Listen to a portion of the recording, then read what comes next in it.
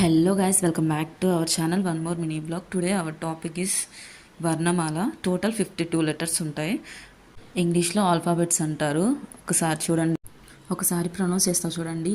ఆ, ఆ, ఈ, ఉ, ఊ, రు, ఏ. మనకి తెలుగులో ఉన్నట్టు రెండు ఏలు ఉండవు, ఏ ఉండవు. ఓన్లీ ఏ, ఐ, ఓ, ఔ, అహ. వీటిని స్వర అంటారు. ఇంగ్లీష్లో ఓవెల్స్ అంటారు, తెలుగులో అచ్చులు అంటారు. ఇప్పుడు వ్యంజన్ గురించి చూద్దాం. ఇంగ్లీష్లో కాన్సోనెంట్స్ అంటారు, తెలుగులో హల్లులు అంటారు. ఇప్పుడు ఒకసారి ప్రొనౌన్స్ చేస్తా చూడండి ఎలా ప్రొనౌన్స్ చేయాలో. క, ఖ, గ, ఘ, ఇంగ, చ, చ, జ, ఝ, ఇని, ట, ఠ, డ, ఢ, అన.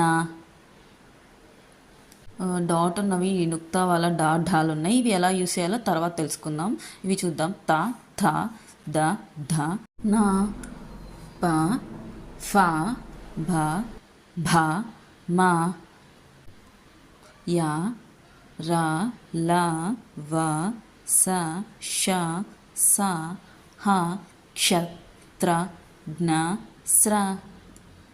వర్ణమాలని ఇలా అయితే ప్రొనౌన్స్ చేస్తారు. పిల్లలు చేసే కొన్ని మిస్టేక్స్ చూడండి ఒకసారి. తాకి యాకి డిఫరెన్స్. తాకి శిరోరేఖ ఫుల్ ఉండదు, యాకి శిరోరేఖ ఫుల్ ఉంటుంది.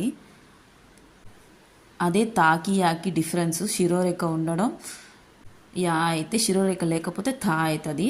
నెక్స్ట్ దా, ఘాకి డిఫరెన్స్. ఘాకి ఫుల్ శిరోరేఖ ఉంటే ధాకి శిరోరేఖ ఉండదు. శిరోరేఖ అంటే పైన గీసే గీత తలకట్ లాంటిది. ఈ డిఫరెన్స్ తెలుసుకోవాలి. శిరోరేఖ ఫుల్ ఉంటే ఎలా ప్రొనౌన్స్ చేయాలి, లేకపోతే ఎలా ప్రొనౌన్స్ చేయాలి అనేది. నెక్స్ట్ బాకి మాకి డిఫరెన్స్. బాకి శిరోరేఖ ఫుల్ ఉండదు, మాకి ఉంటుంది. ఇది ఒక్కటే మొత్తంలా గీసేస్తారు. అన్న, నా రెండు ఒకేలాగా ప్రొనౌన్స్ చేస్తారు.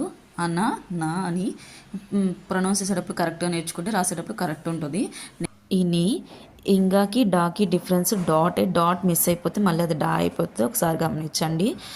వీడియో మీకు నచ్చినట్లయితే లైక్ చేయండి, షేర్ చేయండి, సబ్స్క్రైబ్ చేయండి. Thank you for watching my video guys.